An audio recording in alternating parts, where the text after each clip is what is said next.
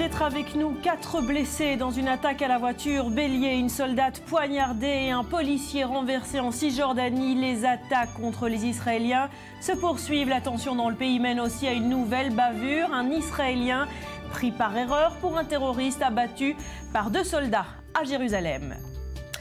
Exonérer Hitler de la solution finale, c'est ce qui s'appelle une bourde, quand c'est dit par le Premier ministre de l'État d'Israël, Binyamin Netanyahou, met les pieds dans le plat et provoque un tollé général. Les lieux saints de Jérusalem restent au cœur de cette vague de violence. Les Palestiniens veulent en récupérer la souveraineté. Alors pourquoi est-ce à ce point pensable pour Israël? C'est le dossier de cette édition. Enfin, la bande de Gaza va-t-elle s'enflammer à son tour? Les heurts quotidiens entre Gazaouis et soldats israéliens vont-ils forcer le Hamas à entrer dans la danse? Je pose la question à notre spécialiste Ali Waked dans quelques minutes.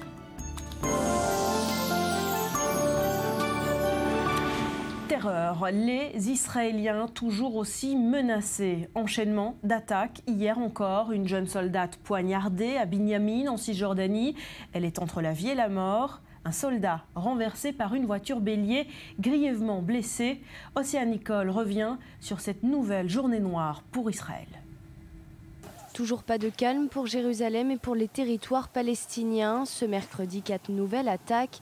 La première a eu lieu près de Naplouse. Une Palestinienne de 15 ans, armée d'un couteau, a tenté de pénétrer dans une implantation juive. Elle a été immédiatement neutralisée par les forces de l'ordre israéliennes. Autre attentat à la voiture bélier à Ofra, un policier israélien a été renversé par un conducteur lors d'un contrôle de sécurité. Les autres policiers présents sur place ont ouvert le feu sur le véhicule qui a finalement pu s'échapper vers le village de Silouad. Plus tard dans l'après-midi, un Palestinien soupçonné d'avoir renversé le policier a été arrêté. Aux alentours de midi, cette fois, 3e attaque. Une soldate a été poignardée par un terroriste dans la région de Benyamin, en Cisjordanie, au nord de Jérusalem. L'assaillant a été touché par balle. L'Israélienne a été transportée vers un hôpital. Elle est toujours dans un état critique. 18h30 dans la région de Gush Etzion, dans le sud de la Cisjordanie. Autre attentat à la voiture bélier.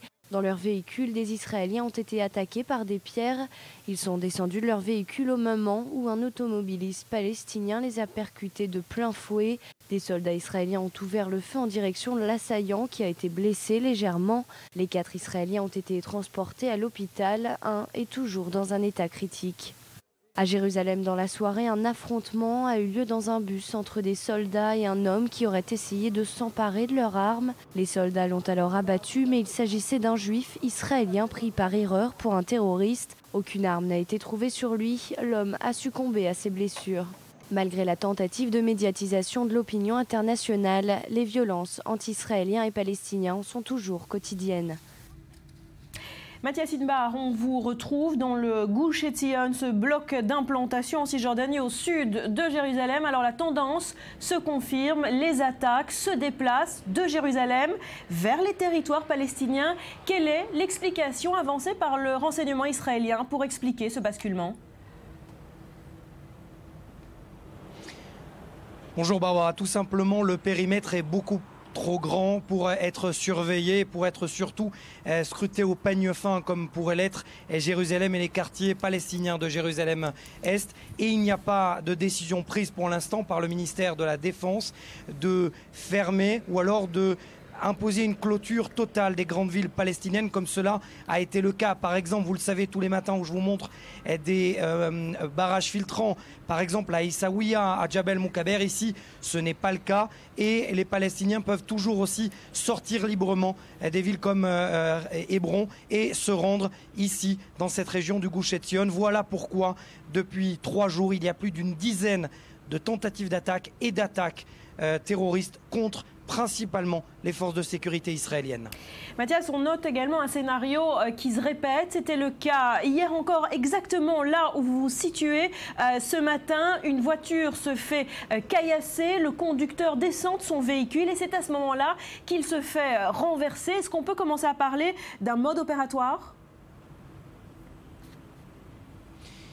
Écoutez, je viens de téléphoner justement à l'un des commandants de cette région qui se situe dans une des bases à proximité de Hébron. Je lui ai posé la question justement de savoir s'il y avait un mode opératoire planifié. Est-ce qu'il y avait un leader terroriste qui était assis à Hébron et qui avait planifié cette opération, à savoir des jets de pierre et ensuite des Palestiniens qui essayent d'accélérer et donc d'écraser soit les forces de sécurité, soit des civils. Pour l'instant, ce n'est pas le cas, mais toutes les options sont envisagées par les forces de sécurité puisque les enquêtes ne sont pas encore terminées. Je voudrais vous montrer deux scènes pour que vous compreniez la complexité de cette région. Derrière moi, vous le voyez véritablement, ces blocs de béton et des soldats. Il y a une distance de quelques mètres entre ces blocs et les soldats. Impossible donc véritablement de se protéger pour les forces de sécurité. Et puis, de l'autre côté, je vais demander à mon caméraman Ami de vous montrer, il y a une totale complexité, vous le voyez, plaque jaune, c'est-à-dire israélienne, plaque verte, palestinienne, tout le monde roue dans roue, tout le monde est à proximité et donc il est quasiment impossible de savoir quand et comment aura lieu la prochaine attaque. Mathias, merci pour ces explications. On va vous demander peut-être de vous mettre derrière le bloc de béton pour rester bien en sécurité ce matin. Voilà, et on vient de l'apprendre apparemment, une nouvelle attaque au couteau il y a quelques instants dans la ville de Beth-Shemesh, à côté de Jérusalem. 2 terroristes auraient été neutralisés. Voilà un événement qui est en train de se dérouler, en train de se terminer. On y revient évidemment plus largement avec plus de détails dans quelques instants. Une bourde, c'est ce qu'a fait Binyamin Netanyahou. Il voulait prouver historiquement que les Palestiniens ont toujours voulu exterminer les Juifs, mais hier, il va trop loin et déclare que c'est le grand moufti de Jérusalem qui a convaincu Hitler d'adopter la solution finale. Tollé général, les historiens, les Israéliens et même les Allemands montent au créneau. En dédouanant Hitler, il retouche l'histoire plus ou moins à sa guise. Joseph Emmanuel revient sur cette fuite en avant du Premier ministre israélien. Il provoque l'ire de la gauche israélienne, les critiques de nombreux historiens et la colère des Palestiniens. Binyamin Netanyahou remet en cause l'influence qu'aurait exercé le moufti de Jérusalem sur Hitler. Yasser Arafat comme Mahmoud Abbas ont souvent publiquement affirmé que les Palestiniens n'avaient rien à voir avec la Shoah. Une thèse totalement remise en cause ce mercredi par le Premier ministre de l'État d'Israël devant le 37e congrès sioniste mondial. Hitler ne voulait pas à ce moment exterminer les Juifs, il voulait expulser les Juifs. Et le moufti a été voir Hitler et lui a dit « Si vous les expulsez, ils vont tous venir ici ». Hitler demande alors ce qu'il fera d'eux. Et le moufti répond « Brûlez-les ». Alors qui est ce moufti de Jérusalem et quel lien l'unissait au Troisième Reich? Mohamed Amin al-Husseini, né à Jérusalem en 1895, la Palestine est encore la propriété de l'Empire ottoman, mais c'est pendant le mandat britannique qu'Husseini devient un chef religieux et nationaliste. Il devient le grand moufti de Jérusalem. En 1933, Hitler est élu chancelier d'Allemagne. Les Juifs fuient en masse l'Europe et le moufti se bat contre le pouvoir britannique avec un objectif unique, empêcher l'immigration juive en Palestine. Mais malgré les restrictions imposées par les Anglais, les Juifs reviennent dans leur patrie ancestrale et le moufti instigue la grande révolte arabe de 1936. Elle durera 3 ans, fera des milliers de morts, mais elle est un échec militaire pour le camp arabe. Les Britanniques expulsent les responsables de cette révolte. Husseini part pour l'Allemagne. Nous sommes à la veille de la guerre. Le moufti choisit donc le camp nazi. La guerre mondiale éclate, mais Husseini continue sa guerre contre les Juifs et depuis Berlin. Persuadé de la victoire du Reich, il aimerait obtenir à l'issue de la guerre un grand État arabe. En Allemagne, il est un invité de marque, il est même invité par Hitler, c'est la première rencontre entre les deux hommes. Nous sommes le 28 novembre 1941, les deux hommes s'exposent leur vision du problème juif en Europe mais aussi en Palestine. Hitler introduit le moufti au chef des SS, Himmler. Quelques semaines plus tard, un bureau est mis à la disposition du leader palestinien. Il est même nommé Gruppenführer dans la SS, l'équivalent de général. Le moufti est alors partout en Allemagne, il est reçu dans les ambassades, s'exprime à la radio, et c'est depuis les ondes allemandes que le chef palestinien exhorte les Arabes à tuer les Juifs partout où ils se trouvent. Avec Himmler, le moufti met en place en février 1943 une légion SS bosniaque. Des milliers de musulmans des Balkans sont alors recrutés. Ces hommes sont la légion arabe du moufti palestinien de Jérusalem. La Légion se rendra célèbre pour de nombreuses atrocités commises contre les Yougoslaves et contre les Juifs. Mais les Allemands perdent la guerre, le Moufti est accusé de crimes de guerre, il se réfugiera en France et mourra à Beyrouth en 1974 sans jamais n'avoir été jugé. Hier soir, Binyamin Netanyahou était aux côtés d'Angela Merkel en Allemagne. Le Premier ministre israélien s'est vu obligé de revenir sur ses propos sans vraiment les corriger. Voici ce que les deux dirigeants ont déclaré à l'issue de leur entretien. Hitler est responsable de l'Holocauste. Personne ne doit nier cela. Sa responsabilité est celle des nazis dans l'extermination de 6 millions de juifs est claire pour toutes les personnes sensées.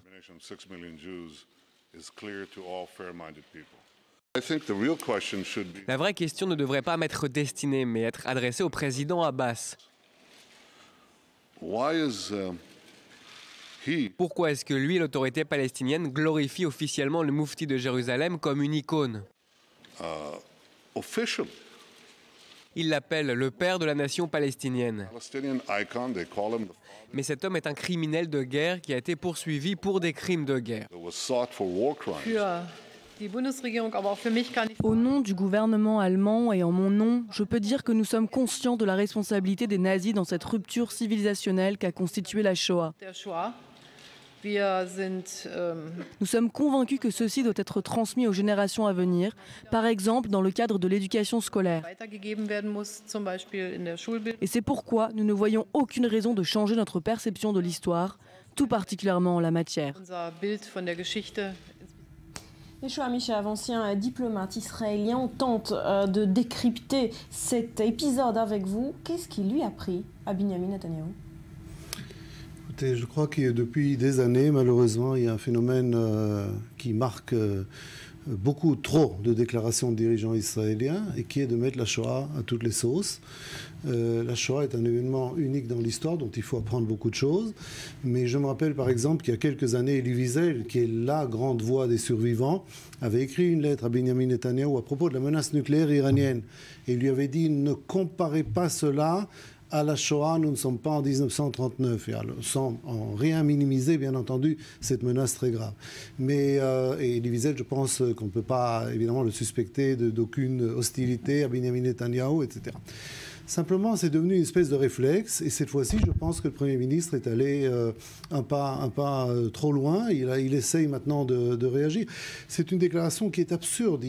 Pourtant, c'est un féru d'histoire, un fils d'historien. Mais bien sûr, Binyamin Netanyahou est un homme de grande culture. Ouais. Il ne peut pas ignorer le discours d'Adolf Hitler le 30 janvier 1939, 2 ans et demi avant sa rencontre avec le Mufti de Jérusalem, au Reichstag, dans lequel il dit « Si une nouvelle guerre mondiale éclate, ce sera l'anéantissement de la race juive en Europe ». Il emploie le mot allemand « Vernichtung » qui veut dire anéantissement. Et nous sommes donc en janvier 1939, 10 mois avant l'ouverture de la Deuxième Guerre mondiale, et je répète, 2 ans et demi avant qu'il rencontre le Mufti de Jérusalem. Le Mufti de Jérusalem est un personnage historique absolument, non seulement condamnable, mais avec une vraie responsabilité mais bien aussi, entendu, un personnage historique d'une négativité parfaite, un criminel de guerre, d'ailleurs, comme l'a dit le Premier ministre, absolument. Donc son cas est suffisamment grave comme ça, sans qu'on fasse le pas supplémentaire qu'a fait Binyamin Netanyahou de manière encore inexplicable. Plus étrange, faire ce pas supplémentaire, comme vous dites, quelques heures avant une visite en Allemagne, à tel point, on l'a vu, qu'Angela Merkel s'est vue obligée, à côté de Binyamin Netanyahou, de répéter la responsabilité de l'Allemagne. Une scène qui m'a paru extrêmement étrange. Hein. Ben oui, un peu surréaliste aussi, je pense. Écoutez, il faut se rappeler que Binyamin Netanyahou est un être humain. C'est-à-dire qu'il est depuis... c'est pas une machine, c'est pas un robot. Il est depuis maintenant une longue période sous une pression colossale. C'est quelqu'un qui très certainement se réveille 5-6 fois par nuit parce que le chef d'état-major l'appelle ou tel renseignement vient de tomber, etc. Ou tel attentat malheureusement vient de se produire. C'est quelqu'un qui très certainement se sent aussi un peu isolé. Vous avez vu quand même que des ministres de son propre gouvernement sont allés manifester contre le gouvernement duquel ils font partie il y a quelques jours à Jérusalem. Donc je pense qu'il faut mettre ça sur le crédit de Peut-être. Alors il est attaqué de toutes parts et Mahmoud Abbas n'a évidemment pas manqué l'occasion d'accuser Binyamin Netanyahou de propagande mensongère. C'était la rhétorique utilisée par Netanyahou contre Mahmoud Abbas, c'est l'arroseur arrosé ? Mais un petit peu, vous savez, si Mahmoud Abbas n'en attendait pas tant, et d'ailleurs ce qui est tragique, Barbara, c'est que les négationnistes de la Shoah n'en attendaient pas tant. Pour eux, il tombe maintenant une déclaration absurde du Premier ministre israélien. Vous allez, je suis sûr que dès ce matin, tous les sites négationnistes festoient en disant voilà, la vérité sort, etc. Hitler n'y était pour rien, c'est le Mufti qui l'a poussé, il ne voulait pas, etc. Donc je ne pense pas d'ailleurs à l'époque de l'Internet et des réseaux sociaux que la chose soit encore réparable. Simplement, il faudrait que la mise au point du Premier ministre, si je peux me permettre très modestement, soit beaucoup plus nette et beaucoup plus claire que ce qui a été dit maintenant et qui reste encore... Et après, le rôle historique du Mufti de Jérusalem est ce qu'il est, et je le répète encore une fois, il faut en parler, il faut le mettre en avant, il faut demander à Abbas pourquoi effectivement le Mufti de Jérusalem continue à être un point de référence pour lui. Ça, c'est une question tout à fait légitime. Mais de grâce, il faut s'arrêter là et ne pas tomber dans des absurdités qui vont créer et qui créent déjà un dommage très grand à l'État d'Israël. Une absurdité, merci Yoshua. Les efforts diplomatiques s'accélèrent. Binyamin Netanyahou, on l'a vu, est à Berlin. Il doit rencontrer ce jeudi John Kerry sur place. Le secrétaire d'État américain se rendra ensuite en Jordanie pour rencontrer le président palestinien. Ce sera ce week-end. Et puis Ban Ki-moon essaye lui aussi d'intervenir après Jérusalem. Il était hier à Ramallah. Alors que peut-on attendre de cette visite toute onusienne? Léa Berdugo s'est penchée sur la question. Une nouvelle fois, Ban Ki-moon a exhorté les dirigeants israéliens et palestiniens à mettre un terme à la spirale de violence qui touche le Proche-Orient. Le secrétaire général de l'ONU a appelé à une vraie solution politique et à la fin de l'occupation. La violence n'apportera pas de paix durable. Il ne fera que repousser le jour où les Palestiniens parviendront à un État et que les deux pays vivront dans la paix et la sécurité. Mahmoud Abbas s'est de son côté focalisé sur les tensions existantes autour de l'esplanade des mosquées. Il a une nouvelle fois accusé Binyamin Netanyahou de violer le statu quo. La poursuite de l'occupation et des agressions contre les lieux saints chrétiens et musulmans à Jérusalem-Est, notamment contre Al-Aqsa, ouvre la porte à un conflit religieux qui a malheureusement commencé. Nous ne le voulons pas et nous mettons en garde contre ses conséquences. Les lieux saints au cœur des préoccupations internationales. Et justement, les lieux saints de Jérusalem restent au cœur de ce conflit. Les Palestiniens veulent en récupérer la souveraineté. Israël parvient pour l'heure à freiner leurs ardeurs. Alors pourquoi est-ce à ce point impensable pour Israël? Les explications d'Océane Nicole et on en parle juste après. La dernière vague d'attentats en Israël est au cœur des discussions internationales et le statut de Jérusalem et ses lieux saints sont au cœur des tensions. En jeu, le fragile statu quo à maintenir sur l'esplanade des mosquées ou mont du Temple pour les Juifs. La France a proposé son remède, une présence internationale sur le mont du Temple afin de contrôler le respect du statu quo. L'autorité palestinienne a tout de suite salué cette proposition. L'initiative française n'est pas encore finalisée. Elle est en train d'être discutée. Elle a été discutée par les Européens, par les Arabes, par notre représentant à New York et nous l'avons accueillie. Nous y travaillons, nous pensons que c'est une contribution positive à cette espèce de blocage actuel.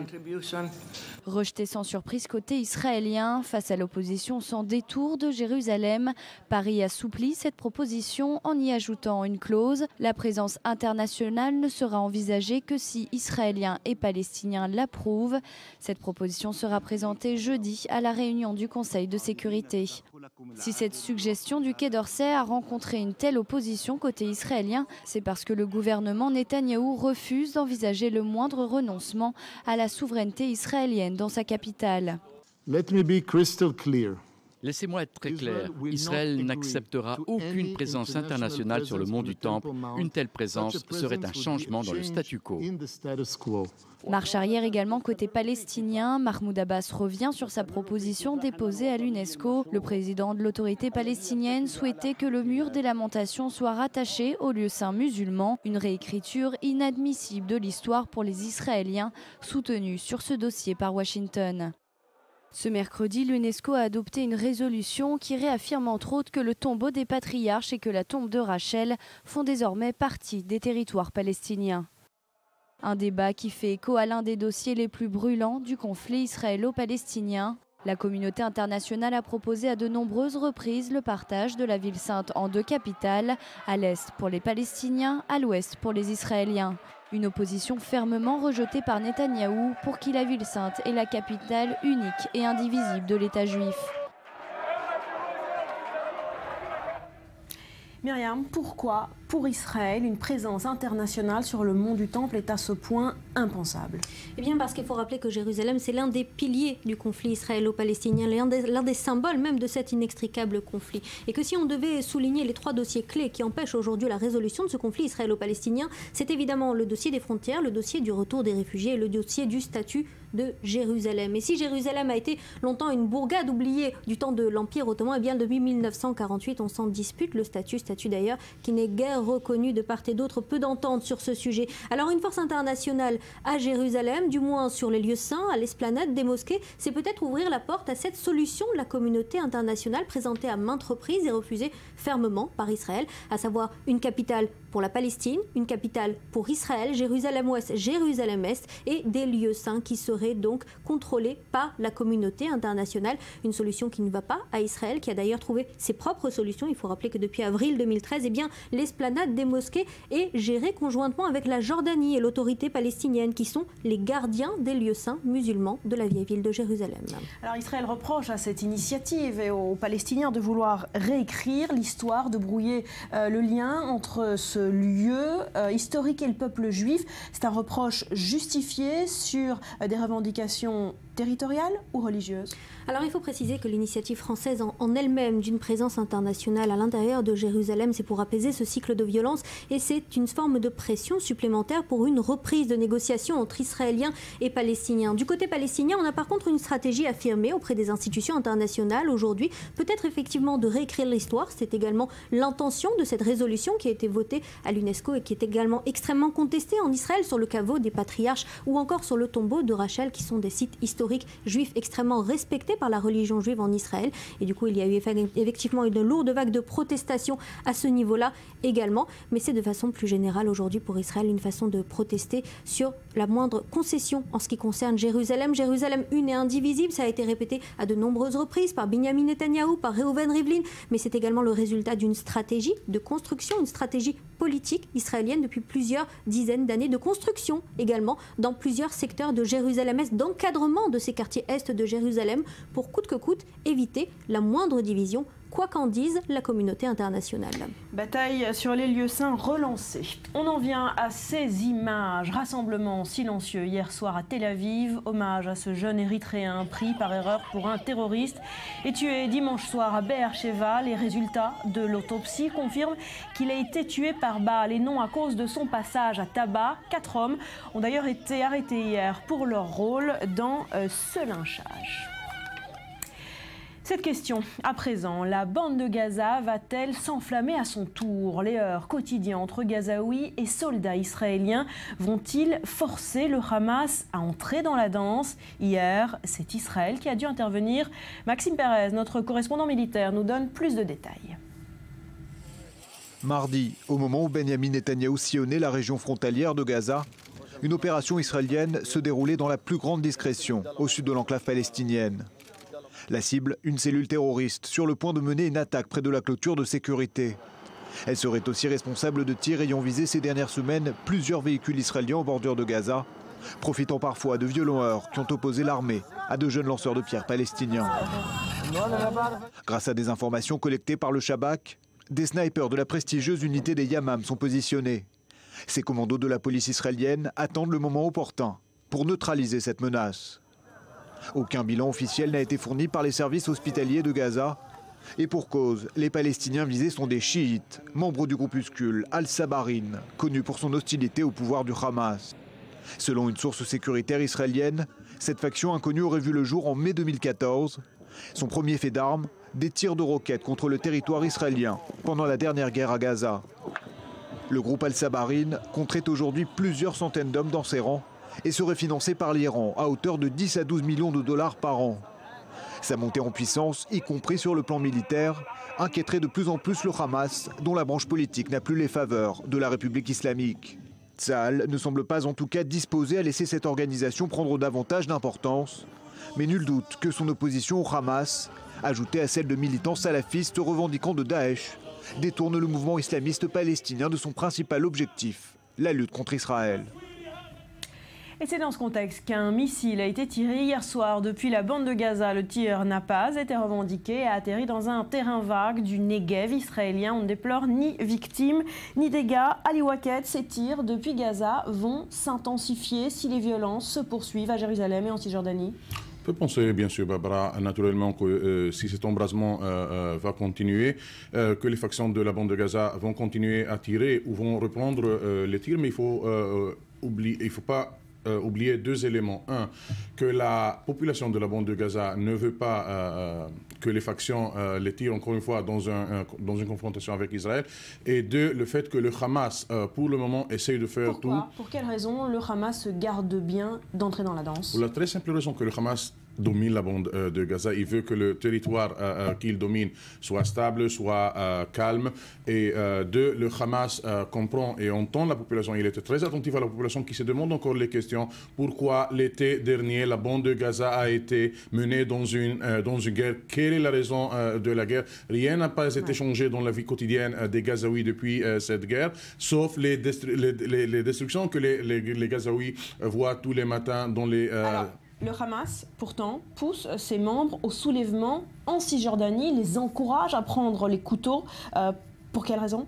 Parce que le Hamas, dans sa logique, le désengagement de la bande de Gaza en 2005 a été le résultat des tirs de roquettes, a été le résultat des attentats menés à la bande de Gaza contre l'armée israélienne et contre les colonies juives à la bande de Gaza. Il n'y a plus de colonies à la bande de Gaza, il y a des colonies en Cisjordanie. Et deux, il faut que le Hamas, souvenir que le Hamas est accusé par des factions djihadistes qu'il a lâché la résistance, qu'il a abandonné son idéologie islamiste.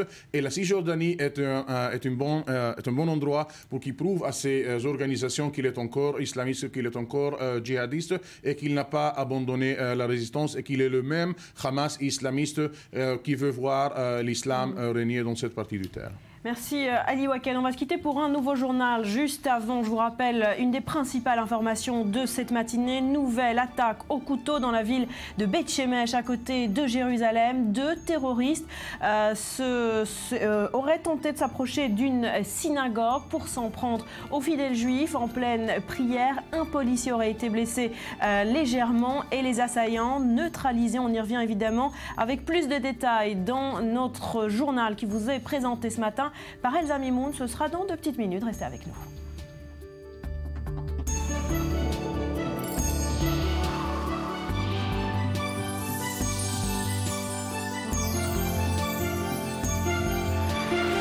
Merci d'être avec nous. Les Israéliens toujours aussi menacés. Les violences se poursuivent. Dernière attaque en date, c'était ce matin, il y a moins d'1 heure, dans la ville de Beth Shemesh, à côté de Jérusalem. On vous retrouve Mathias Inbar en Cisjordanie. Est-ce que vous avez plus de détails? Écoutez, d'ici de ce carrefour de Gush Etzion à Beth Shemesh, il y a une dizaine de minutes. Pour l'instant, toutes les routes sont bloquées, embouteillées par les forces de police. Ce que l'on sait, je viens de recevoir le dernier communiqué de la police israélienne qui m'indique effectivement qu'au préalable, on avait des informations selon lesquelles les 2 terroristes palestiniens tentaient de pénétrer dans une synagogue. Cela ne semble pas être le cas. Ils étaient à un arrêt d'autobus qui donne face à une synagogue et tentaient de monter dans un autobus. C'est là que les passagers du bus ont tenté de les écarter et des forces de police qui se trouvaient sur place ont tiré sur les terroristes qui étaient armés de couteaux et de poignards, les neutralisant sur place. Il y aurait un blessé de 25 ans, un Israélien blessé moyennement selon le dernier communiqué de la police. Voilà ce que l'on peut dire à l'heure actuelle. Je le répète, 2 terroristes palestiniens qui tentent de monter dans un autobus dans la ville de Beth Shemesh, au sud de Jérusalem. Ils sont neutralisés par les forces de sécurité. Un Israélien de 25 ans blessé moyennement, transporté à l'hôpital Hadassah Ein Kerem. Merci Mathias pour ces précisions. Dans le reste de l'actualité, il a fini par trancher. Après des mois d'hésitation, Joe Biden a finalement décidé de ne pas se présenter à l'investiture démocrate pour la présidentielle. Ça arrange bien Hillary Clinton avec un concurrent de moins, David Klezewski. C'était la rumeur d'été qui planait sur la présidentielle 2016. Le vice-président des États-Unis, Joe Biden, avait laissé entendre qu'il pourrait remplacer son propre patron, Barack Obama. Fin de suspense. Entouré par sa femme et de l'homme qu'il a toujours servi avec fidélité, Joe Biden jette l'éponge avant même d'avoir commencé. Le vice-président affirme pourtant qu'il saura se montrer combatif et présent aux côtés des démocrates. Bien que je ne sois pas candidat, je ne serai pas silencieux. Je défendrai clairement avec force les valeurs de notre parti et la direction que notre pays doit prendre. La classe moyenne ne sera jamais une classe de combat dans ce pays. Tant que quelques centaines de familles, les familles les plus riches, contrôleront le processus.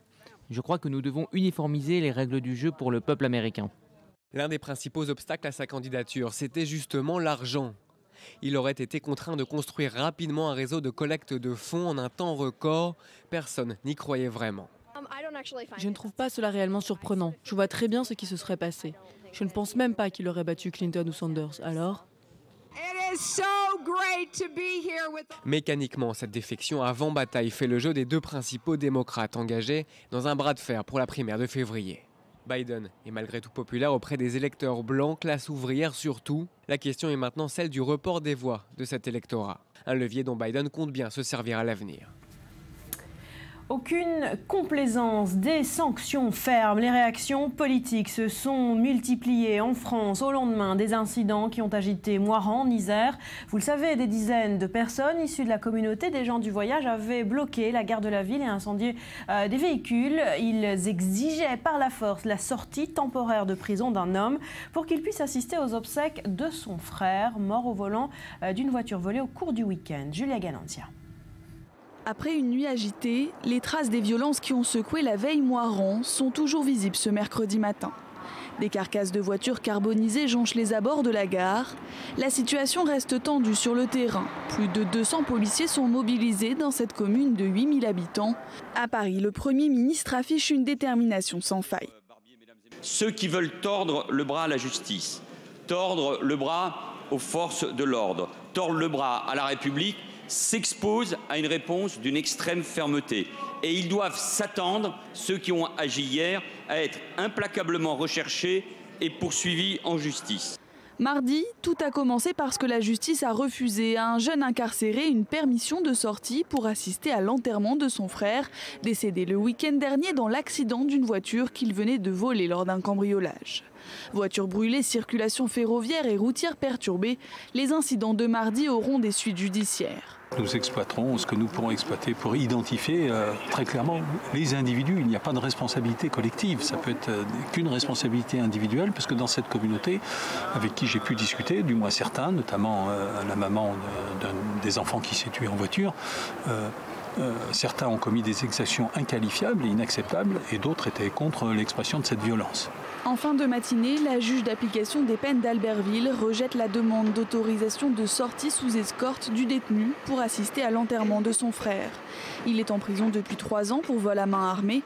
Face à cette décision des autorités judiciaires, la mère est effondrée. Parce que le calme revienne, mais bien sûr, et toutes les personnes qui m'écoutent, qui veulent faire la violence, arrêtez s'il vous plaît.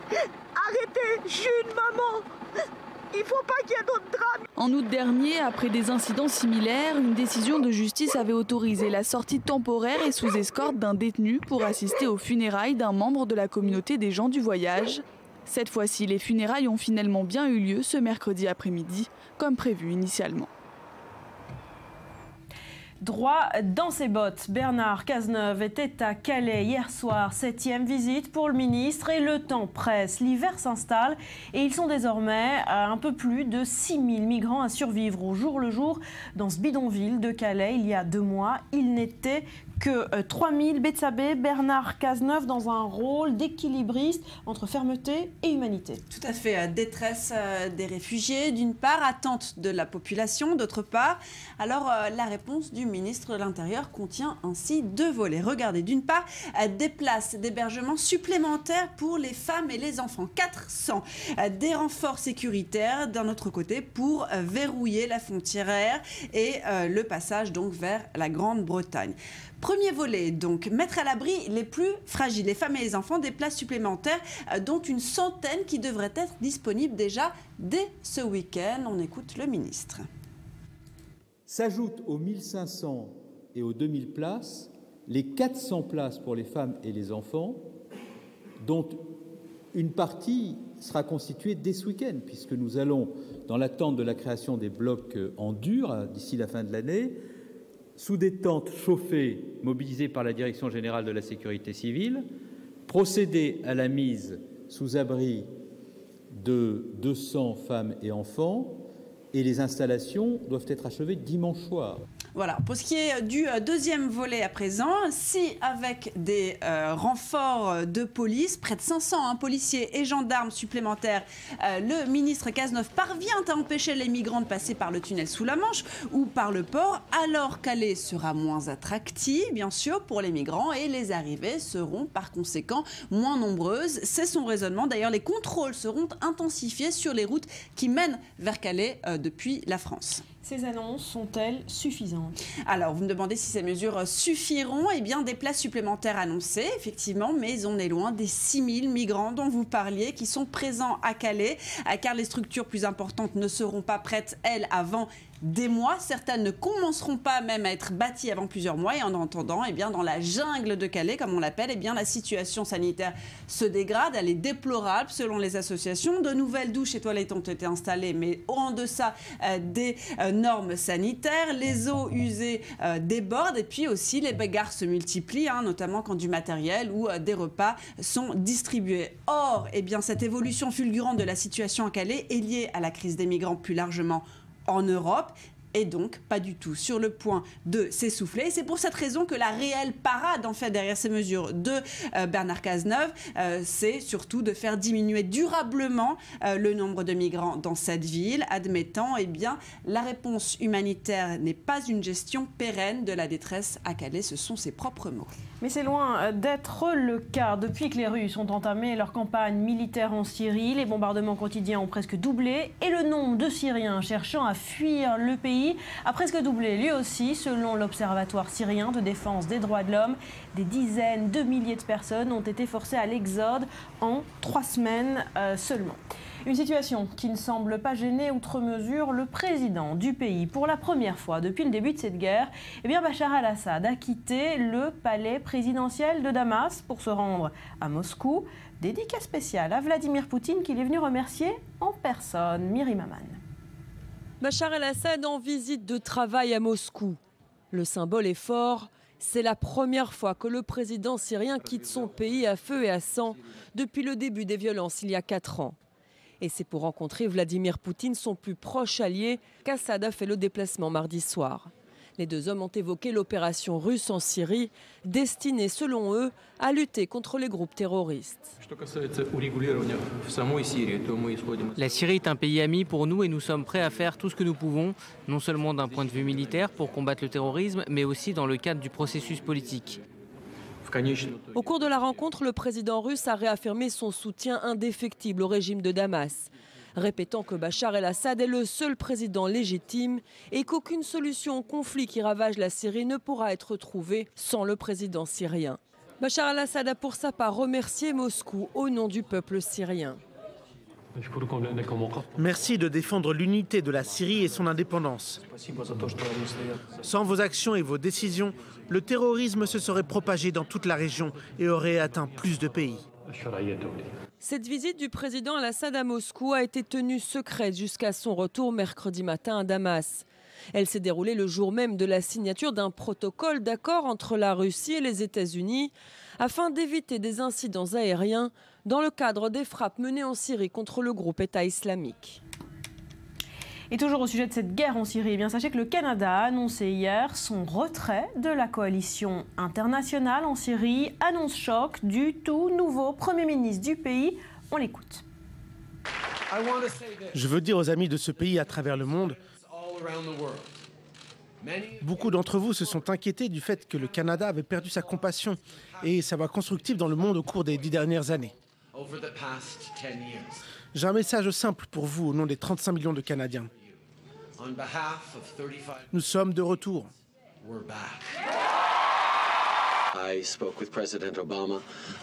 J'ai parlé au président Obama et nous avons évoqué la poursuite de l'engagement du Canada dans la coalition contre l'EI. Et je me suis engagé à poursuivre notre engagement avec responsabilité en comprenant le rôle important que le Canada doit jouer dans la lutte contre l'EI. Mais il est conscient des engagements que j'ai pris de mettre fin à la mission de combat. Beau gosse, fils à papa, pro-cannabis. On s'arrête un instant sur cette Trudeau-mania. On vient de le voir à l'écran. Une Trudeau-mania qui continue de déferler sur le Canada 4 jours après sa victoire éclatante. Alors touche de glamour éphémère ou réel espoir de changement. Rudy Saada, votre réponse? Déjà, il y a son physique à côté duquel, visiblement, vous n'êtes pas passé à côté. Donc, effectivement, c'est un outil idéal pour jouer cette carte du glamour en menant une campagne bien cadrée, ponctuée tantôt d'images de bonheur familial avec sa femme Sophie, ex-mannequin, et avec ses 3 enfants, et aussi tantôt ponctuée de sorties comiques bien orchestrées, bien senties. Alors, avoir joué la carte du couple idéal, eh bien, ça a ramené les Canadiens 40 ans en arrière, quand la population se passionnait pour un autre couple Trudeau, celui que formait son père Pierre Elliott avec Margaret Sinclair. Et c'est là justement on touche à cet aspect dynastique qui lui fait tout simplement avoir ce nom du Kennedy canadien. Là effectivement il n'y a qu'un pape pour y penser, ce côté dynastique. Et puis il y a ce côté sympa sans être excessif, avec un franc-parler qui a été mis en avant, cultivé dans sa campagne. Voilà, alors là vous le voyez parce qu'il est boxeur, on l'a vu se mettre en avant, on l'a vu dans des sketchs à la télévision, autant de détails qui ont vraiment créé cette Trudeau-mania canadienne. Alors selon les analystes, la clé de son succès, c'est sa campagne, une campagne ultra positive. Oui, et ça c'est complètement assumé par ces communicants qui au lendemain de la victoire se félicitaient justement d'avoir pris cette voie de la positive attitude. C'est-à-dire on va axer la campagne sur la promotion du chef et de son programme, et on va pas du tout taper sur les adversaires, on va éviter l'attaque systématique des personnalités ou des programmes des adversaires. Alors pour se convaincre de cette positive attitude, il suffit d'écouter les premiers mots de Justin Trudeau juste après son élection, et on entend bien évidemment le mot positif. Les Canadiens se sont exprimés. Vous voulez un gouvernement avec une vision et un agenda pour ce pays qui soit positif, ambitieux et plein d'espoir. Eh bien mes amis, je vous promets ce soir que je dirigerai ce gouvernement. Voilà, repositionner le Canada sur la scène internationale, s'engager pour l'environnement, légaliser le cannabis, gouverner différemment, etc., etc. Vous ne trouverez pas de choses négatives dans son programme. Mais attention, parce que la campagne positive est un jeu finalement gagnant quand on est dans une séquence d'élections. Mais ensuite, ça ne veut pas dire qu'on est dans un véritable mode d'emploi pour exercer le pouvoir. C'est ça, parce que beaucoup de leaders avant lui, ailleurs qu'au Canada, se sont cassés les dents après une élection qui a surfé sur cette vague de changement et de positivité. Oui, vous étiez ado, souvenez-vous, en 95, Tony Blair, il était jeune, énergique, il a incarné une Angleterre, un renouveau politique pour l'Angleterre, une voie pro-européenne. Alors certes, il va réussir des choses, il va être réélu 2 fois, il sera à la tête de l'Angleterre pendant 10 ans, mais l'exercice du pouvoir sera bien plus compliqué, bien plus éloigné de ses promesses de campagne. Par exemple, il ira en Irak alors qu'il avait promis de coller à la position européenne. Et que dire du Yes Weekend de Barack Obama en 2008, ça allait droit au cœur des jeunes, des femmes, des minorités. Il va même recevoir un prix Nobel basé uniquement sur des promesses. Mais aujourd'hui, en fin de 2e mandat, l'Obama Mania a disparu. Donc après avoir provoqué la Trudeau Mania, est-ce que Justin Trudeau pourra faire mentir cette dure réalité de l'exercice du pouvoir? On verra. Il est quand même très joli garçon. On se quitte pour un nouveau journal avec Elsa Mimoun. On se retrouve juste après.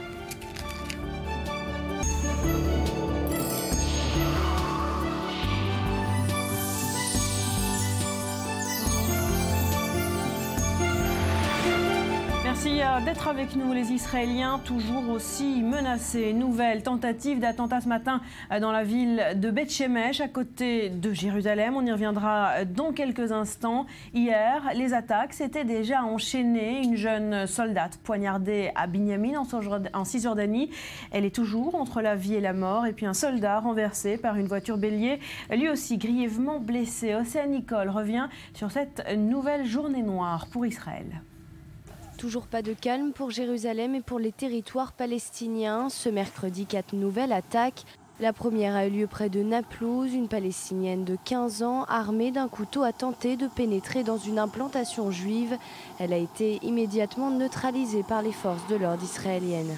Autre attentat à la voiture bélier à Ofra. Un policier israélien a été renversé par un conducteur lors d'un contrôle de sécurité. Les autres policiers présents sur place ont ouvert le feu sur le véhicule qui a finalement pu s'échapper vers le village de Silouad. Plus tard dans l'après-midi, un Palestinien soupçonné d'avoir renversé le policier a été arrêté.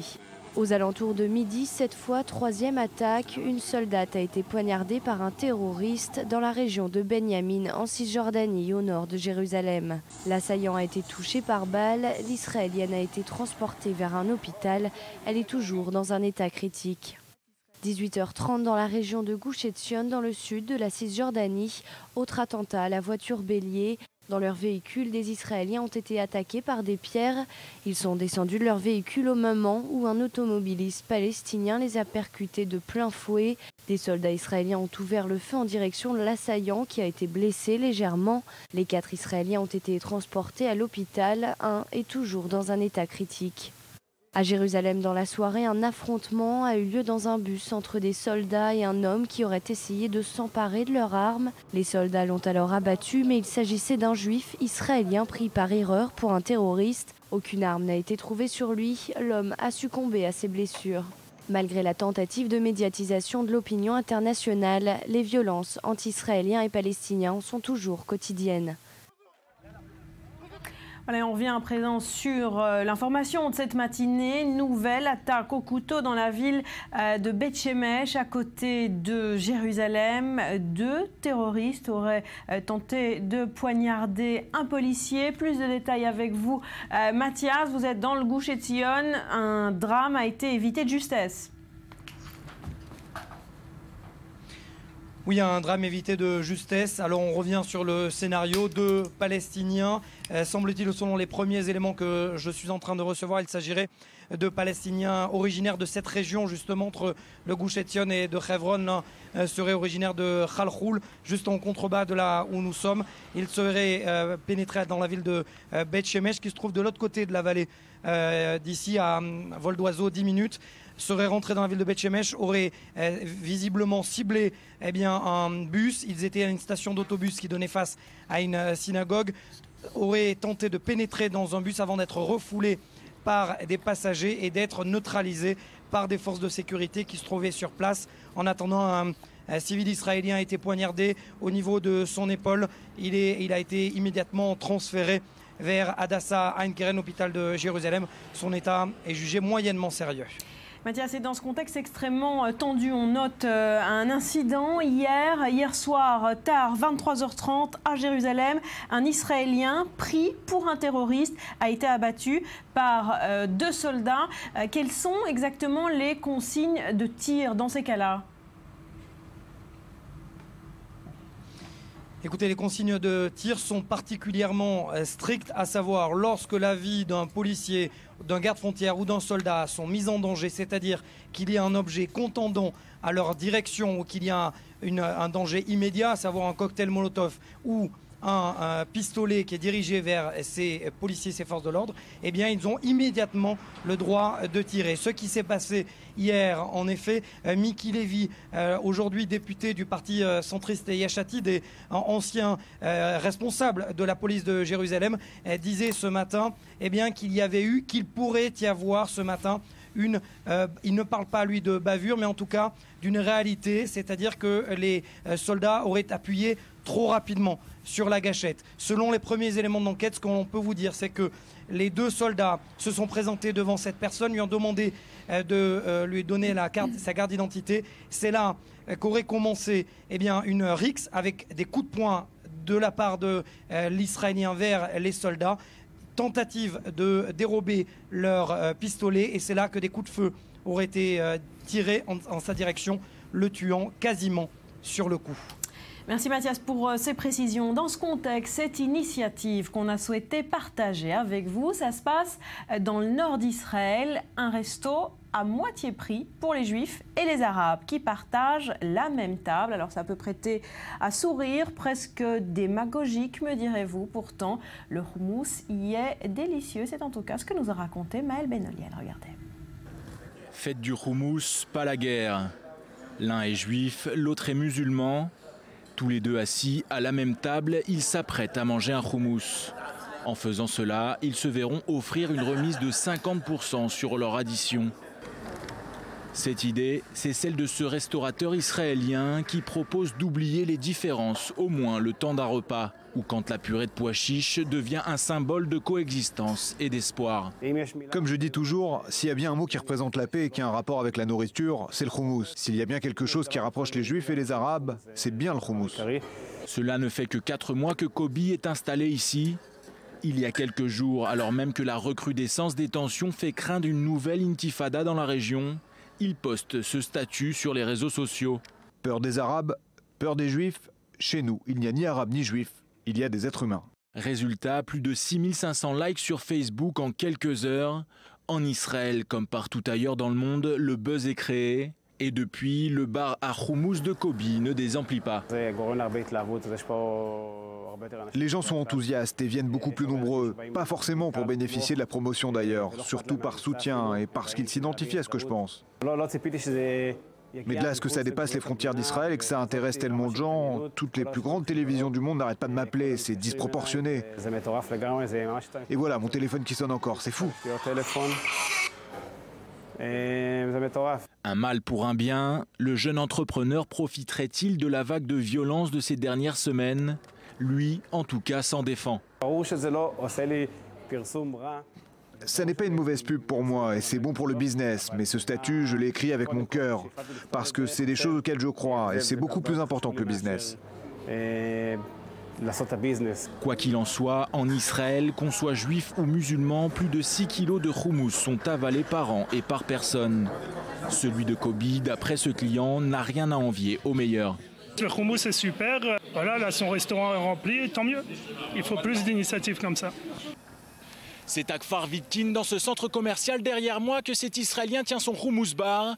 Alors si vous aussi, vous êtes d'abord un être humain comme Kobe et que vous aimez le bon houmous, c'est dans son restaurant que cela se passe. Voilà, on aura noté l'adresse. Vous vous souvenez d'Ahmed Mohamed, cet apprenti bricoleur pris pour un terroriste au Texas? Eh bien, l'histoire continue. Le jeune garçon a été reçu par Barack Obama en personne, mais le président américain n'a pas réussi à le convaincre. Sa mésaventure conduit sa famille à déménager au Qatar. Rudy, c'est vous qui nous racontez cette histoire ce matin. Oui, c'était il y a un petit peu plus d'un mois, les réseaux sociaux s'étaient enflammés autour du hashtag I stand with Mohamed. Alors, petit rappel des faits, pour impressionner ses profs, ce petit génie, il a seulement 14 ans, il est passionné de robotique, et bien il emporte avec lui à l'école une horloge le 14 septembre dernier qu'il avait donc lui-même fabriqué la veille avant de s'endormir. Alors alerté par le bruit de la machine, un de ses profs prévient la police d'Irvine au Texas. Son arrestation musclée et la photo avec un t-shirt en plus NASA qui avait été diffusée sur les réseaux sociaux restera pour certains comme un symbole, un vrai symbole d'une islamophobie ambiante aux États-Unis. Alors devant le tollé provoqué par l'affaire Ahmed, avait eu le droit au soutien déjà de toute la Silicon Valley, Mark Zuckerberg en tête, et à l'invitation, vous l'avez dit, de Barack Obama à la Maison Blanche, invitation qu'il a honorée d'ailleurs lundi pour la grande nuit de la chimie, de l'astronomie à la Maison Blanche. Alors c'est pas tout, parce que ses parents, qui sont donc des immigrants soudanais, ont été submergés d'offres d'écoles de par le monde, d'universités qui offraient tout simplement de financer les études du jeune homme. Alors Ahmed et sa famille ont fait depuis cet incident incidents, un rapide tour du monde qui l'ont mené par exemple de rencontrer le premier ministre turc ou le dictateur soudanais Omar el-Béchir. Et bien finalement ils ont fait leur choix, vous l'avez dit, c'est au Qatar que ce petit génie ira poursuivre ses études. C'est une victoire diplomatique pour le Qatar, on en est là dans l'histoire autour d'Ahmed? Eh bien c'est une histoire symbolique, c'est une victoire symbolique parce que c'est bien un symbole que l'on s'arrache. Le Qatar offre une voie royale à l'étudiant car pour lui c'est une manière de se montrer protecteur des musulmans victimes de discrimination et de clichés dans les pays occidentaux. Et on pouvait s'attendre à cette décision de la part de la famille d'Ahmed car le lien de confiance avec les États-Unis a été quelque part brisé. C'est ce que disait son père lors de la visite au Soudan. Je vous propose de l'écouter. Ce qui est arrivé à mon fils, c'est qu'ils l'ont saisi et arrêté seulement car son nom est Ahmed et que sa peau est noire. C'est une chose étonnante pour les États-Unis et l'équilibre a été trahi. Voilà, le zèle et la paranoïa finalement de quelques policiers américains auront jeté l'opprobre sur tout un pays, toute une société. Et Barack Obama aura tout fait, même toute la Silicon Valley se sera mobilisée pour un petit peu adoucir, rattraper cette bourde. Mais finalement, pour des pays comme le Soudan ou le Qatar, le symbole était trop fort, trop puissant pour ne pas l'utiliser à des fins politiques. Et c'est ce qui s'est passé. Mauvaise pub pour les États-Unis. C'est le plus gros tirage de l'édition française. Un événement dans le monde de la BD. Le 36e album d'Astérix sort aujourd'hui. Et oui, Betsabé, ça s'appelle le Papyrus de César. Le Papyrus de César, et c'est l'événement littéraire de l'année, selon certains, et pour cause. Le dernier album d'Astérix, Astérix chez les Pictes, paru en 2013, il y a 2 ans, s'était vendu à plus de 5 millions d'exemplaires. Regardez, et pourtant en 24 langues et dialectes. Alors cette nouvelle BD serait même drôle et bien construite pour les premiers lecteurs qui ont plaisir de s'y mettre. Nous, on en a quelques-unes qui sont en chemin, Barbara, jusqu'ici. Alors comme quoi, sans même René Goscinny et le dessinateur historique Albert Uderzo, 88 ans, qui a posé son crayon il y a 5 ans, eh bien Astérix n'a pas dit son dernier mot. Regardez le tirage. Le premier tirage s'élève d'ailleurs à 1,8 million d'exemplaires, presque 2 millions, et ce n'est que le premier tirage.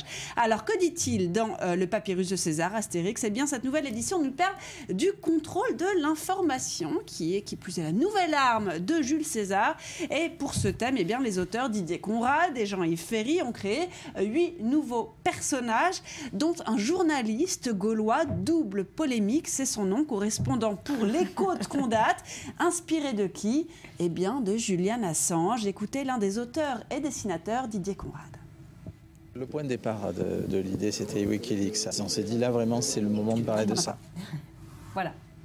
Alors, autre personnage, donc Didier Conrad, qui a été inspiré par Wikileaks, l'affaire Snowden. Alors, autre personnage, le seul lecteur du journal, qui n'est autre que le seul lettré, en fait, du village, Réseau Wifix, le gars branché, en fait, du quartier, qui va lire les articles aux autres, puisque les autres ne sont pas capables de les lire. Et puis, vous avez ce contributeur particulier, Apollo 6, c'est son nom, le monsieur horoscope de l'Écho de Condat. Et oui, puisque l'horoscope, c'est la rubrique la plus lue en Gaule.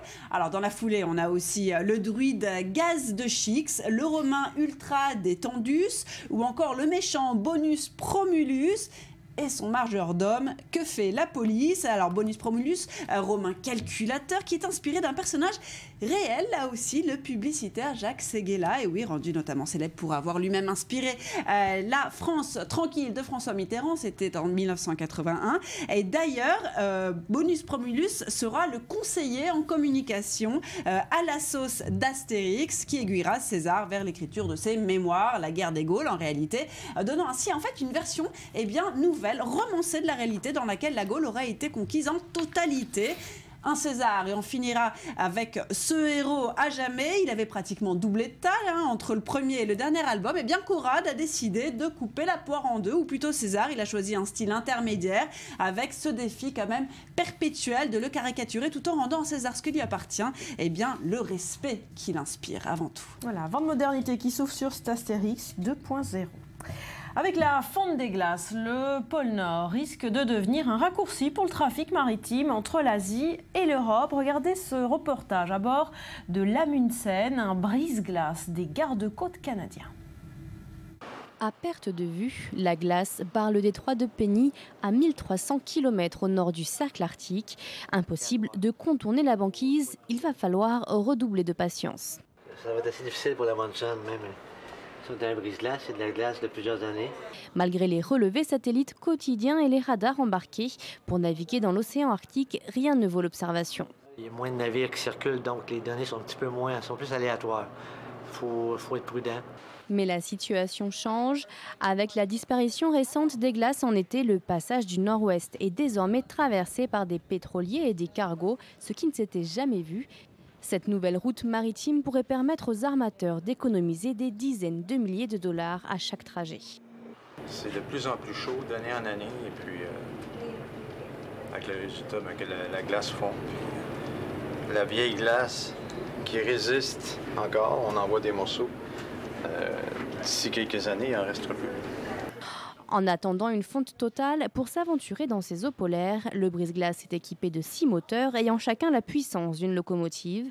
D'ici 15 ans, le quart du trafic maritime entre l'Europe et l'Asie pourrait transiter par l'Arctique canadien. Pour surveiller cet immense territoire, le Canada ne dispose que de 6 brise-glaces, une flotte qu'il faudra développer pour faire face à l'ampleur de la tâche. À suivre, imaginez un monde sans hommes. C'est une campagne féministe de l'édition britannique du magazine Elle. Le procédé est éloquent, effacer tous les hommes des photos officielles, chefs d'État, professions prestigieuses, acteurs scientifiques. On découvre les images après un nouveau journal qui vous est présenté ce matin par Elsa Mimoun.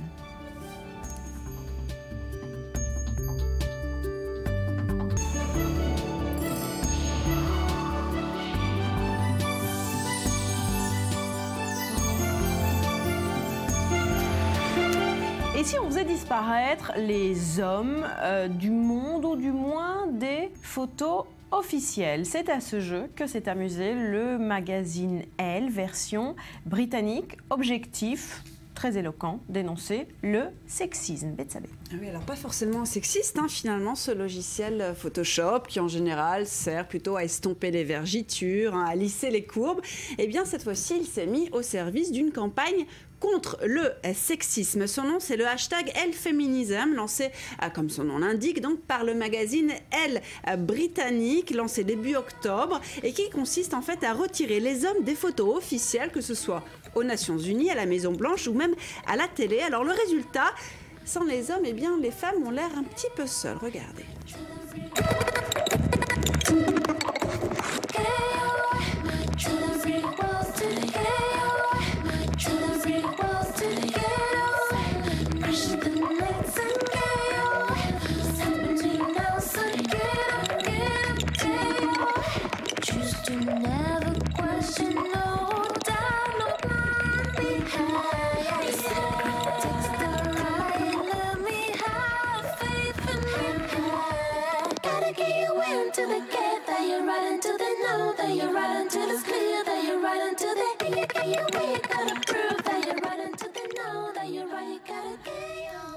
Alors un clip qui met donc en exergue le sexisme dans le cinéma. Par exemple, Emma Watson, donc actrice britannique, expliquait d'ailleurs récemment au Guardian que la répartition des sexes dans le cinéma était quelque peu déséquilibrée. J'ai connu le sexisme, explique-t-elle, j'ai été dirigée par des réalisateurs de sexe masculin 17 fois et seulement 2 fois par des femmes. Alors on trouve dans la vidéo aussi le plancher de verre, le manque de femmes aux postes les plus hauts, avec un nouveau phénomène même, c'est le plancher collant carrément. Qu'est-ce que ça veut dire? Ça veut dire que non seulement les femmes ont moins souvent accès aux hautes fonctions que les hommes, mais en plus elles rencontrent également plus de difficultés à décoller, à monter les premiers échelons des carrières. Ça vous surprend? Non, parce que c'est après le plafond de verre, le plancher collant, c'est ça? Donc on est coincé en haut et en bas en fait. En fait, vous êtes soit collé en bas en fait, voilà, plus ou moins. Et puis enfin, vous avez la solitude des femmes qui gouvernent, comme la reine Elisabeth II ou encore Angela Merkel,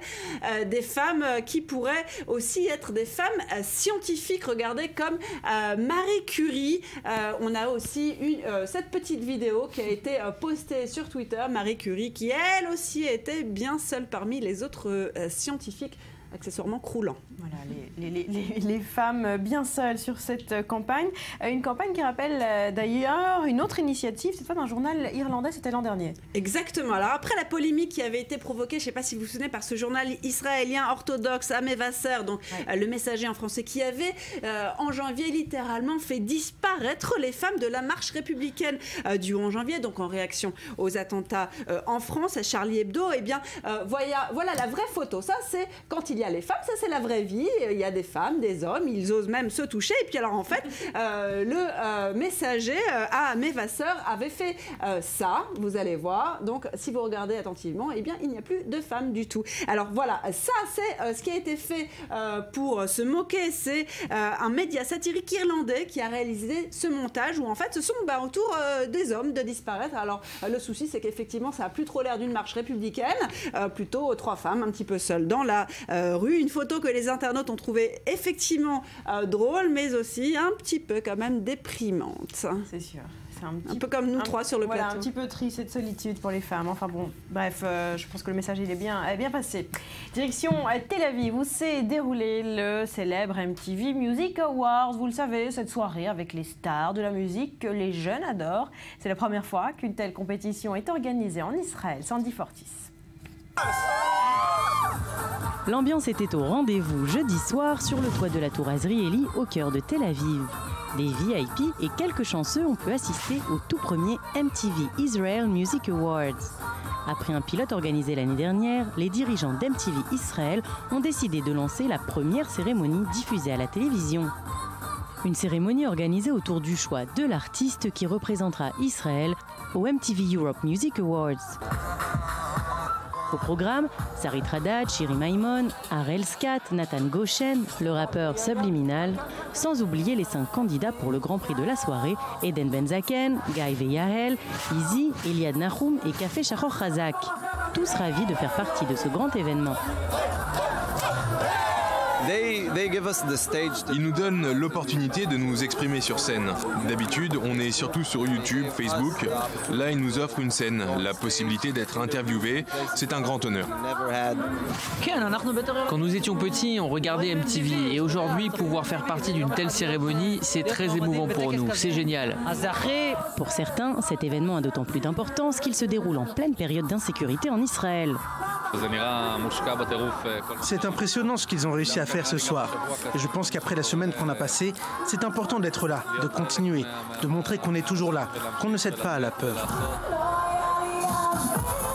Créée en 2011, MTV Israël est devenue la chaîne musicale nationale. Elle fait découvrir d'autres artistes que ceux qu'on entend à la radio et aujourd'hui, elle leur offre une nouvelle opportunité. Je pense qu'il était temps qu'une chaîne soit vraiment spécialisée et donne l'opportunité aux artistes de se produire sur de telles scènes. Celle d'MTV, c'est incroyable.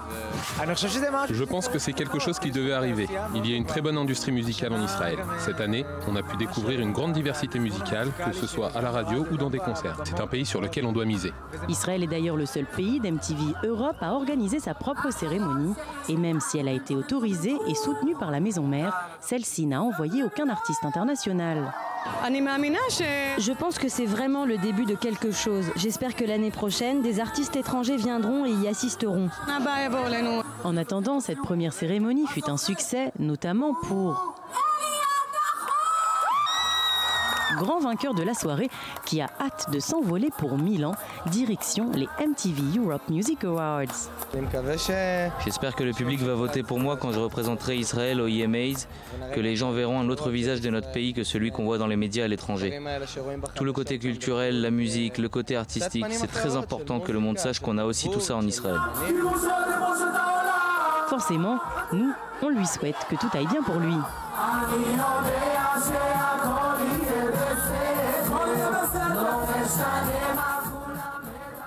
Cinéma, on peut désormais parler d'Hystérie, la ruée vers la guerre des étoiles a officiellement démarré. La dernière bande-annonce a été dévoilée cette semaine et depuis les fans et les femmes aussi, ont pris d'assaut tous les billets disponibles en pré-vente. Laetitia, ça va être difficile pour tous les autres films qui sortent à la même époque. Tout à fait, ça a été un véritable raz-de-marée de demandes aux quatre coins de la planète, pas seulement aux États-Unis. Les sites internet de réservation sont même tombés en panne. Alors c'est évident que Star Wars sera l'attraction cinéma numéro 1 au mois de décembre, pendant plusieurs semaines d'ailleurs. Et on a eu peur pour Leonardo DiCaprio, qui est en tête d'affiche d'un film extrêmement attendu, mais qui sort une semaine avant aux États-Unis. Alors la question a donc été posée à l'acteur de Titanic. A-t-il peur de la force? Eh bien non, il a précisé qu'il y a plusieurs places dans le top. Et d'ailleurs, moi, je le cite, moi aussi, je ferai la queue pour aller voir Star Wars. Il a rajouté, je ne vois pas de compétition entre nous et Star Wars. Star Wars, c'est dans notre ADN culturel. On ne peut pas comparer les deux productions. Mais je pense que de nombreuses personnes ont envie de voir The Revenant depuis qu'ils en ont entendu parler. Et puis, je vais confirmer ce qu'il dit Leonardo DiCaprio. Beaucoup de gens ont hâte de découvrir The Revenant. C'est un film qui a été réalisé par le génie mexicain Alejandro Iñárritu. C'est un film qui a été estimé à 135 millions de dollars. C'est l'adaptation du roman de Michael Punk et c'est tiré d'une histoire vraie, une histoire absolument incroyable. On va découvrir ça tout de suite en images. Regardez.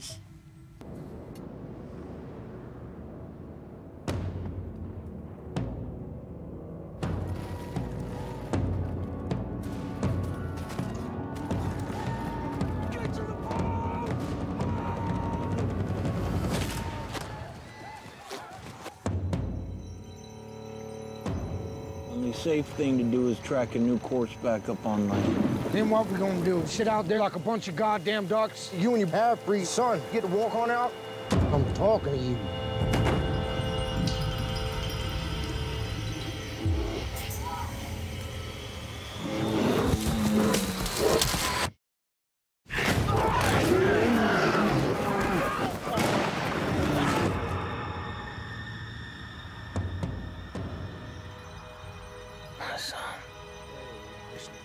The proper thing to do would be to finish him off quick. He's to be cared for as long as necessary. I understand. Get away! Help!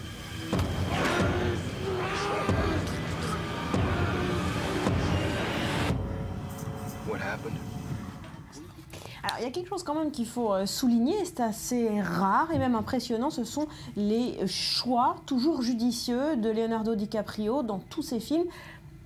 Finalement, c'est quasi un sans faute. C'est quasi un sans faute, tout à fait. Alors, vous parlez de choix, c'est assez intéressant, puisque, en fait, Leonardo DiCaprio, effectivement, il choisit ses films, mais il ne choisit pas que d'y jouer, il choisit aussi de les produire. C'est lui qui est dès le développement du film, il est présent, il est là dès le départ. Leonardo DiCaprio, c'est en 3 points l'acteur, le producteur et ce qu'on appelle en anglais le control freak, le fou de contrôle. Il a besoin de tout faire, c'est pour ça qu'il est toujours au top à Hollywood. On l'appelle d'ailleurs le roi d'Hollywood. Alors ça a commencé dès Titanic, c'est-à-dire que dès qu'il a joué dans Titanic et qu'il est devenu la star qu'il est devenu, il a décidé, au lieu de continuer à jouer les rôles de jeunes premiers, d'investir tout cet argent dans le développement de projets qui le passionnaient pour lui permettre d'avoir les rôles qu'il désirait avoir et pas être à la merci d'un producteur, d'un studio ou d'un réalisateur qui voulait l'avoir dans ses films. À la suite de ça, il fait la rencontre avec Martin Scorsese sur le film Gangs of New York, aux côtés de Daniel Day-Lewis, qui a un système très similaire à Leonardo DiCaprio dans le développement de la manière dont ils sont stars, de sa carrière. Tout à fait. Donc cette rencontre avec Martin Scorsese doit être élémentaire et va être aussi un point de départ dans la carrière de DiCaprio, la carrière de producteur, puisqu'ils vont développer ensemble tout un tas de projets. Ils ont fait 5 films ensemble, qu'ils ont développé ensemble, qu'ils ont produit ensemble. Il contrôle tout de A à Z, il fait des bons choix, mais pas forcément la reconnaissance de son milieu, pas d'Oscar, jamais. Pour jamais d'Oscar pour DiCaprio. Alors effectivement, on lui reproche peut-être d'être un peu trop la main mise sur tous les projets. Aujourd'hui, Leonardo DiCaprio détient pratiquement 40% des scénarios en développement à Hollywood. Dès qu'il y a un livre qui sort, dès qu'il y a une histoire intéressante, Leonardo DiCaprio se jette dessus. Et aujourd'hui, pour développer un film à Hollywood, il faut passer par la case beaucoup de fois, en tout cas la majorité du temps, passer par la case DiCaprio pour pouvoir se permettre de le faire. Le système DiCaprio. Art contemporain, on connaît depuis longtemps le phénomène du street art, mais ces derniers mois, il connaît un certain recul. Les cotes des artistes sont en baisse, pourtant les prix de leurs œuvres sont bien loin de leur esprit libertaire d'origine. Explication, Sandy Fortis.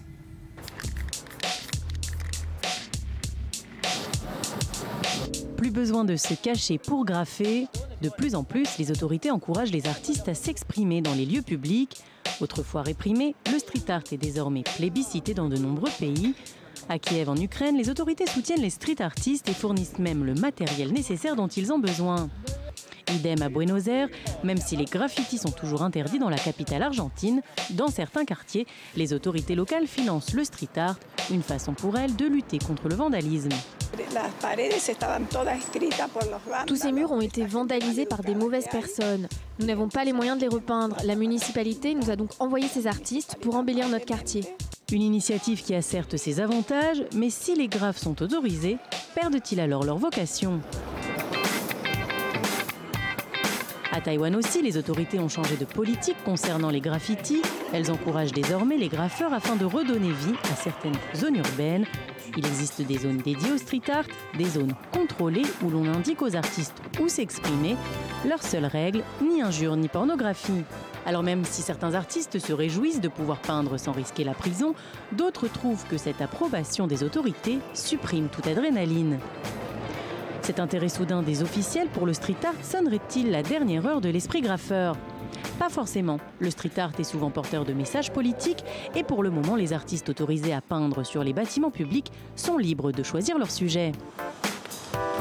Déjà très en vogue dans les pays occidentaux, le street art s'est aujourd'hui répandu un peu partout dans le monde et il prend de plus en plus d'ampleur.